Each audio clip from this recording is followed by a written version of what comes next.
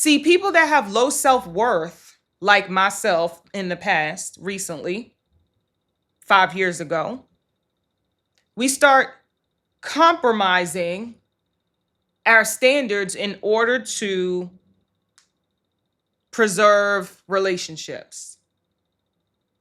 When I was married, we both were Christians, but we were babies in Christ. And we wanted to live by the Bible. And then all these other influences started coming into play. You know, the red pill community, Kevin Samuels, all of this stuff. And some of the stuff that he said was good. But that man he was not a pastor. And he was not a Christian that walked by the Bible. He actually left the church. And he actually told women that were Christians, why are you talking to me? Why are you calling in this show? You need to go talk to your pastor. And so if you listen to influencers like that, you have to take that with a grain of salt. You have to understand that some of the education that is on these platforms, some of the advice that's on these platforms don't line up with biblical standards. And so if you are a woman of God and you are being influenced by these non-biblical people giving advice, you cannot lower your expectations to fit into their mode.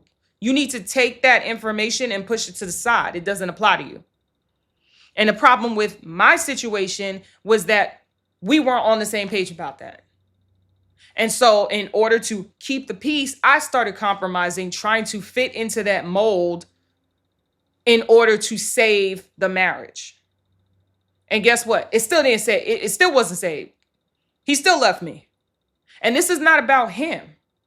But one of the things that it's like, I kind of knew this, but it was interesting how it was revealed to me today in this conversation I had with somebody. That's my fault.